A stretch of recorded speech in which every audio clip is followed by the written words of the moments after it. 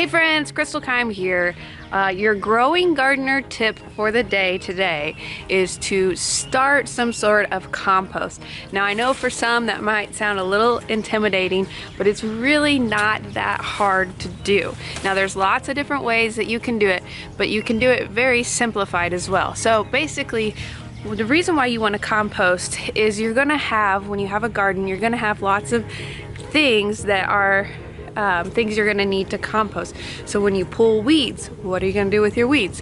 When you trim out your plants that have died and are done, what are you going to do with all of that stuff? When you have produce that maybe had a bug eat it, or didn't quite come out right, or you didn't pick it in time, or whatever, what are you going to do with all of those scraps and all of that stuff?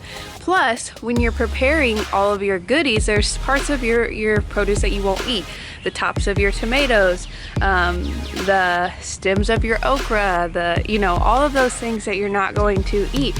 And a compost is a great way to deal with those scraps, but also replenish and renew your garden. So a compost can be really, really easy. There's a lot of simple ways to do it.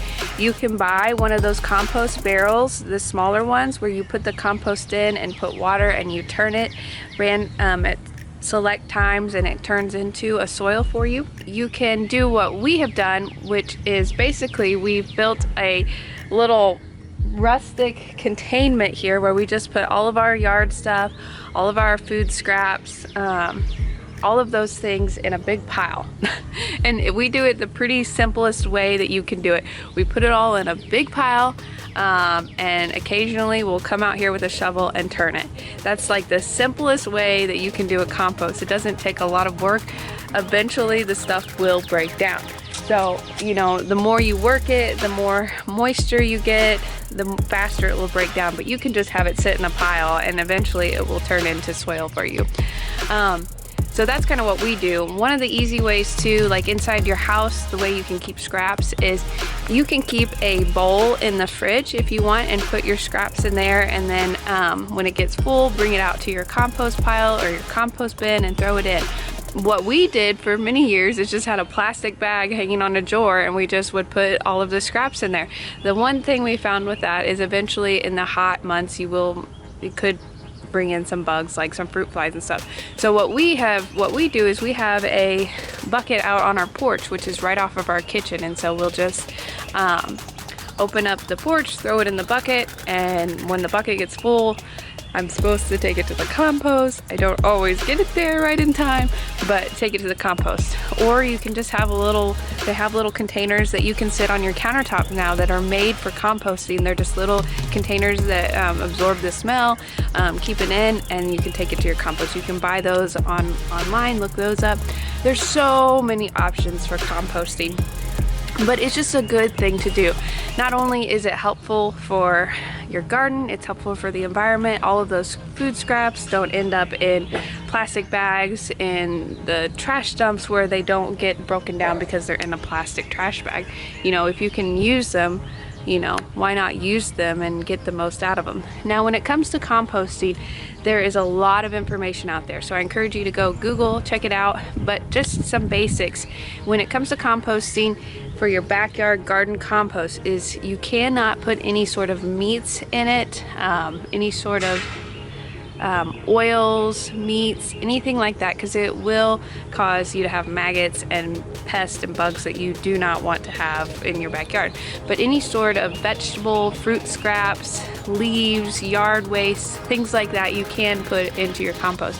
So, your grape stems, your orange peels, your carrot tops, your carrot peels, potato peels, coffee grounds, tea grounds, things like that. You can even put in cardboard and paper. Now it depends on what type of gardening you're doing.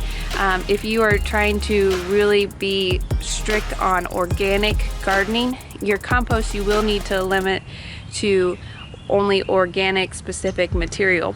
And also you'll need to, if you're trying to do like non-GMO, things like that, you'll need to think about what you're putting in your compost to keep your garden pure and raw and true. There's a lot of guidelines on that if you really want it to be organic. Even like grass clippings, things like that, If your grass has been treated in any sort of way, or if your neighbor's yards have been treating, that can cause your compost and your garden not to be organic. So for here at our house, we're not super picky about that stuff.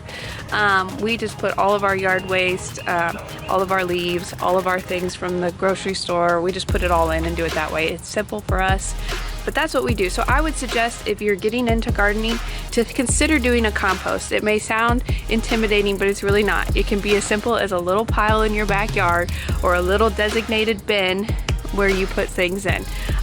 There's even like things called a Hermes compost, where you have like a little bin and you get some worms and you put it in there and you just put it all in the Hermes, the bin, and the worms break it down for you. I don't know a whole lot about all of those things, but those are things you can look up and try. So my tip for you today is to start a compost. Find out what you can do to start one in your house, and use everything that you can, so let nothing go to waste.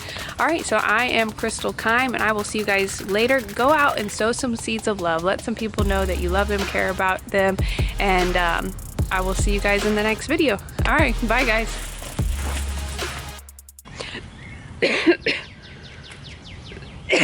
Choked on my spit. It's not the corona, I promise.